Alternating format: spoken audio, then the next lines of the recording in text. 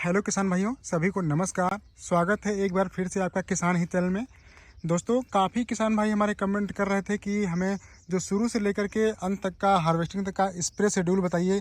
जैसे दवाइयाँ जो भी हम डालते हैं, कीटनाशक हो गया या फिर फंगीसाइड हो गया। तो आज के इस वीडियो में खासकर हम यही आपको पूरा वीडियो देने वाले हैं। जो हमने पहले वीडियो आपको फर्टिलाइज़र वाला दिया था कि शुरू से अंत तक कौन सा खाद डालें, उस पर आप लोगों ने बहुत सारा प्यार दिखाया था, आप लोगों ने बहुत सारा लाइक किया। इसलिए हम आज ये वीडियो आपके लिए बनाने जा रहे हैं जो हमने अब तक इस्तेमाल किया है अपने फील्ड में। जो हमारा जो टमाटर का खेत है वो 1 एकड़ का है और एकड़ में क्या क्या हमने इस्तेमाल किया है। अभी हार्वेस्टिंग चल रहा है इस समय, तो जो हमने अब तक पहली हार्वेस्टिंग तक डाला है वो हम आपको पूरा बताने वाले हैं। और कुछ ऐसी टिप्स भी आपको बताएंगे जिससे आपका जो खर्चा है वो बहुत कम होगा। तो इसलिए वीडियो को अंत तक ज़रूर देखिएगा ताकि आपसे कोई भी जानकारी छूटे नहीं। और अगर कोई आपकी जानकारी हो, कोई सुझाव हो कोई, तो आप कमेंट बॉक्स में ज़रूर लिखिएगा। हम आज आपको अपनी फसल में जो हमने अब तक इस्तेमाल किया है उसके बारे में डिटेल में आपको बताने वाले हैं। तो चलिए वीडियो को शुरू करते हैं। बस एक ही रिक्वेस्ट है कि अभी तक आप चैनल को सब्सक्राइब नहीं है तो कर लीजिए और इस वीडियो को लाइक कर दीजिए।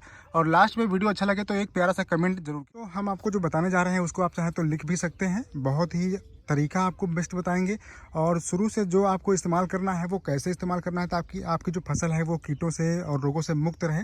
जैसे कि शुरू से हम वीडियो बना रहे हैं, अभी थोड़ा इस समय कम ध्यान दे रहे हैं फसल पर, क्योंकि देखिए फलन तो ऊपर तक पूरा लोड है। देखिए इस तरीके से फल लगे हुए हैं और हर जगह पूरा फ्रूटिंग से लोड है।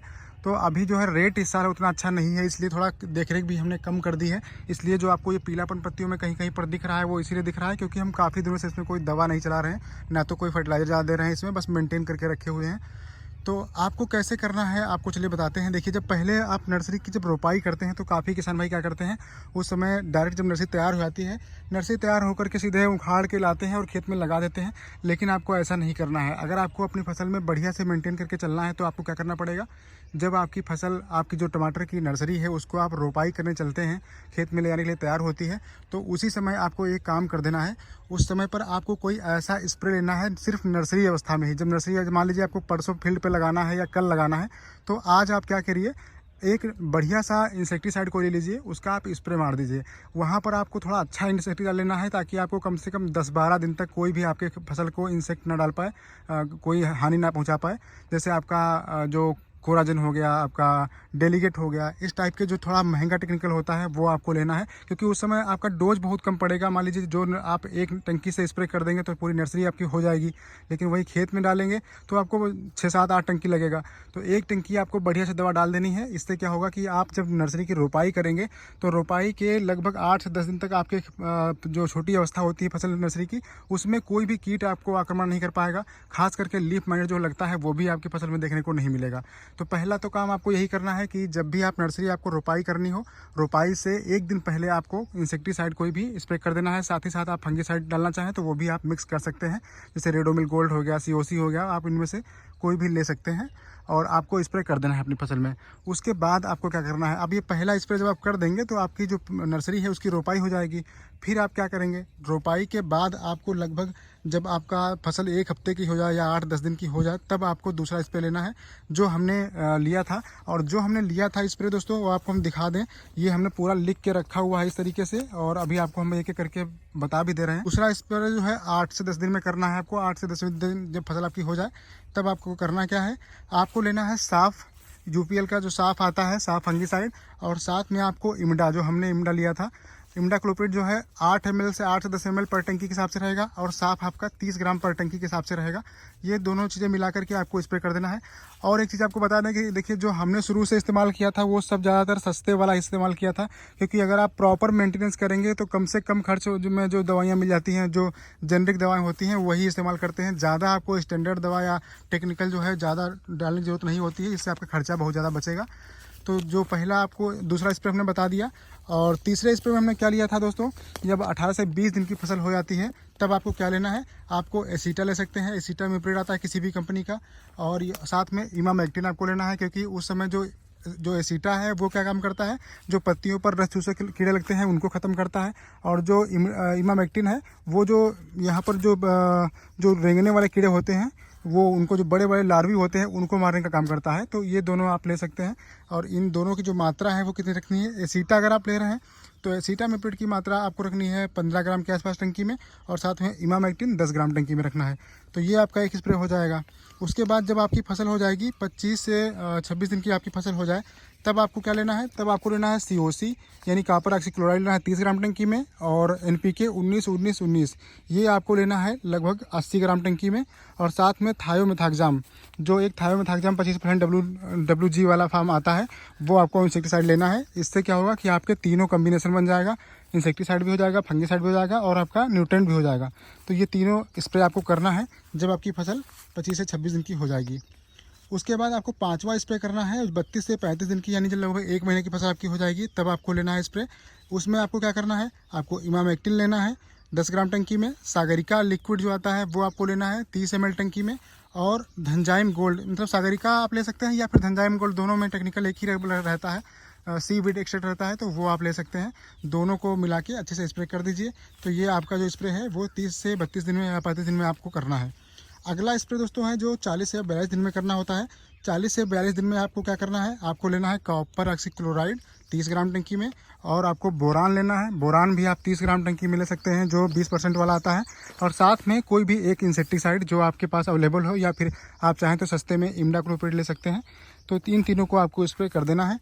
उसके बाद आपको क्या करना है, आप जो देखिए जो बोरान हमने आपको बताया, ये इस वाले स्प्रे में 40 से 22 दिन पर वो बोरान आपके फ्लावरिंग को बूस्ट करेगा।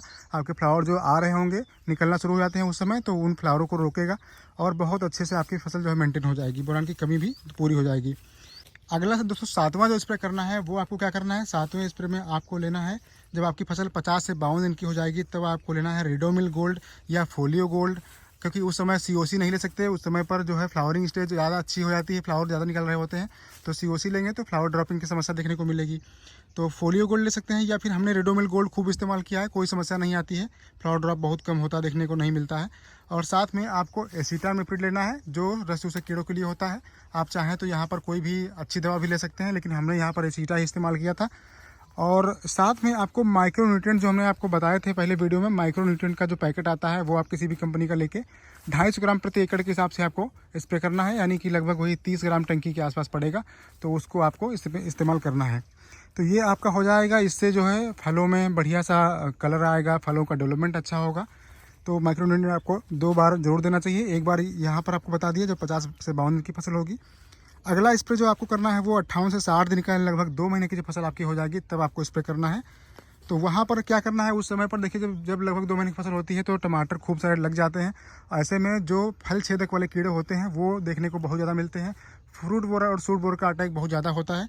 तो ऐसे में जो हमने लिया था, यहाँ पर आपको वीडियो भी दिया था, हमने डेमन करके एक दवा थी हमारे पास जो बायो लार्विसाइड होती है, वो ली थी। साथ ही साथ कोराजिन वाला जो टेक्निकल था वो हमने मिलाया था, और एमी स्टार टॉप, इनको आप एक साथ मिला करके तीनों को आप अच्छे से स्प्रे कर दीजिए। तो इससे आपकी सारी समस्याएं फसल की बिल्कुल दूर हो जाएंगी।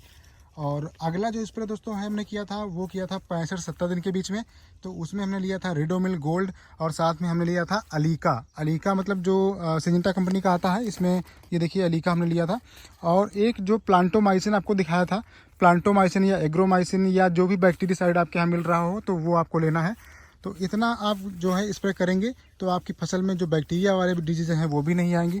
तो इस तरीके से आप इतने स्प्रे कर लेंगे। उसके बाद दोस्तों जब आपकी फसल हो जाएगी लगभग 70 से 75 दिन की, जब आपकी अगर गर्मियों में लगाएंगे तो 70-75 दिन में पहली हार्वेस्टिंग तुड़ाई के लगभग समय हो जाता है। लेकिन जाड़ों में इस बार जो फसल है हमारी वो 90 दिन में तुड़ाई शुरू हुई थी, वो भी हल्की हल्की मात्रा में। तो अगर आपकी जब फसल जो है 70 से 75 दिन की हो जाएगी, तब आपको क्या करना है, जो हमने इस्तेमाल किया था, अगर आपकी फसल ज़्यादा बढ़वार वाली है, जैसे हमारी फसल देखिए ये 5 फीट से ऊपर की हो चुकी है, तो अगर आप ये वाली कोई वैरायटी लॉन्ग बढ़ने वाली लगाए हैं, तो फिर आपको क्या करना पड़ेगा, हमने यहाँ पर लिहोसिन का इस्तेमाल किया था। लिहोसिन जो है प्लांट ग्रोथ रेगुलेटर होता है, तो वो उससे थोड़ा वृद्धि जो बढ़वार होती है वो कम हो जाती है, और जो फ्रूट नीचे के बन रहे होते हैं, बन चुके होते हैं, उनका डेवलपमेंट तेज़ हो जाता है, और फसल आपकी एकदम से बढ़ती नहीं ऊपर को। इंटरनोड की जो दूरी होती है ये वाली, ये थोड़ा छोटी हो जाती है। तो ये आपको बहुत ज़्यादा ज़रूरी है। अगर आप ज़्यादा बढ़ने वाली लंबा वाली वैरायटी लगाए हैं तो आपको ये इस्तेमाल करना चाहिए, आपको बहुत अच्छा रिजल्ट मिलेगा।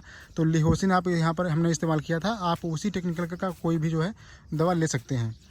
और इसकी जो अगर मात्रा की बात करें दोस्तों, तो हमने लिया था 15 ml टंकी में, पर टंकी में 15 ml, मतलब 1 ml प्रति लीटर के हिसाब से आपको घोल बना के स्प्रे कर देना है।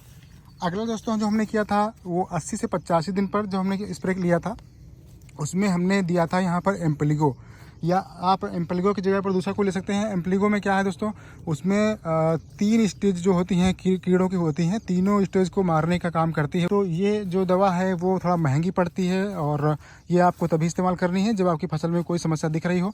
लेकिन इसका इस्तेमाल करने से आपको 15-20 दिनों तक छुट्टी जो है मिल जाती है, क्योंकि जो एग्स होते हैं कीड़ों के उनको भी नष्ट करता है, लार्वी को भी नष्ट करता है, और जो बड़े एडल्ट होते हैं कीड़ों के जो उनको भी ये नष्ट कर देता है। तो लगभग आपकी फसल में कीड़ों की समस्या तो बिल्कुल ख़त्म हो जाएगी अगर आप एम्पलीगो को इस्तेमाल करते हैं।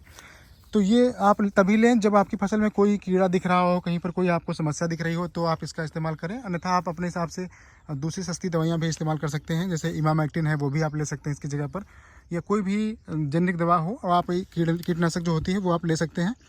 अब ज़रूरत के हिसाब से फिर आगे आपको काम करना है। यहाँ तक अगर आप करेंगे 80-85 दिन की हमने बता दिया आपको, यहाँ तक मैं किया था, तो उसके बाद आपकी तोड़ाई शुरू हो जाएगी।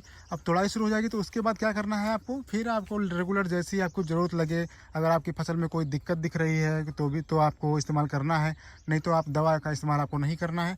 और अगर रेट अच्छा चल रहा हो, रेट बहुत अच्छा मिल रहा है अगर आपके यहाँ, इस बार का नहीं, इस बार तो मान लीजिए डाउन है रेट, हम हमेशा के लिए आपको बता रहे हैं, जब भी रेट आपको अच्छा मिल रहा हो उस समय अगर आपके यहाँ महंगा टमाटर जा रहा है तो आप थोड़ा सा केयर ज़्यादा करें अपनी फसल की। और अगर नहीं रेट मिल रहा है उतना अच्छा, तो हो सकता है भविष्य में आगे रेट अच्छा मिले, तो ऐसे में आपको अपनी फसल को मेंटेन करके रखना है। भले ही आप फर्टिलाइज़र का थोड़ा खर्चा कम करके आप लगाइए, लेकिन आपको दवाओं पे थोड़ा बहुत खर्चा करना पड़ेगा अगर आपको लॉन्ग समय के लिए अपनी फसल चलानी है। तो ये था दोस्तों आज का जो हमने आपको बताया है। इसके बाद जो एक स्प्रे हमने 90 दिन के आसपास लिया था, उसमें माइक्रो न्यूट्रिएंट हमने फिर से दिया था, और साथ में हमने जो है एमिस्टार टॉप का स्प्रे किया था। तो इतना स्प्रे करने के बाद दोस्तों ये हमारी फसल जो है ऐसी थी। और हाँ, आपको देख रेख जरूर करनी है, जो हमने आपको बताए हैं, जो टेक्निकल बताए हैं, उनके अलावा भी आप ले सकते हैं अगर आपके फसल में कोई समस्या दिख रही है। ये तो हमने तब किया है स्प्रे जब हमारी फसल में कोई समस्या, शुरू से ही हम इसका इस्तेमाल करते रहें तो हमारी फसल में, यहाँ तक कि आपको दिखाएं कि देख करके आपको हैरानी होगी कि हमारी फसल में यहाँ जो नीचे से पत्तियां हैं, कहीं पर भी आपको एक भी पूरे खेत में आपको लीफ माइनर का अटैक कहीं पर देखने को नहीं मिलेगा, कहीं पर भी नहीं मिलेगा। पूरी फसल में कहीं भी लीफ माइनर का अटैक नहीं है। तो ऐसी कंडीशन में क्या होता है, जब आप शुरू से ही मैनेजमेंट अच्छे से कर रहे होते हैं तो रोग और कीट लगने का जो खतरा है बहुत कम होता है, तो आपको जेनरिक दवाओं से काम चल जाता है। लेकिन अगर आपके एक बार फसल में बहुत ज़्यादा रोग लग गया, बहुत ज़्यादा कीट लग गए, तो ऐसे में आपको ज़्यादा दिक्कत होती है, ज़्यादा दवाइयाँ इस्तेमाल करनी पड़ती हैं, और कभी कभी दवाइयाँ को जो असर होता है दवाओं का वो भी बहुत कम होता देखने को मिलता है। तो ये जो हमने आपको तरीका बता दिया, जो हमने जो इस्तेमाल किया था वो हमने आपको बताया है। अगर आपका कोई सुझाव हो, कोई कमेंट हो, तो आप जब कमेंट बॉक्स में जरूर लिखिएगा, और वीडियो को बिना लाइक किए मत जाइएगा, क्योंकि हमने आपके लिए बहुत ही मिलकर के ये वीडियो बनाया है, जो हमने अपने नॉलेज के हिसाब से जो हमने इस्तेमाल किया था, कम से कम खर्च वाला। अगर आप यहीं पर ब्रांड नेम से दवा लेंगे तो ब्रांडेड दवा अगर आपको बताते तो वो महंगी पड़ जाती, और हमने भी वो इस्तेमाल नहीं की है, क्योंकि जो कम जेनरिक दवा होती हैं वो काम वही करती हैं, बस टेक्निकल जो है वो अपने को पता होने चाहिए। तो वीडियो अच्छा लगा तो वीडियो को लाइक जरूर कीजिएगा, शेयर कीजिए। चलिए मिलते हैं ऐसे नए वीडियो में नए टॉपिक के साथ, तब तक के लिए जय हिंद किसान भाइयों।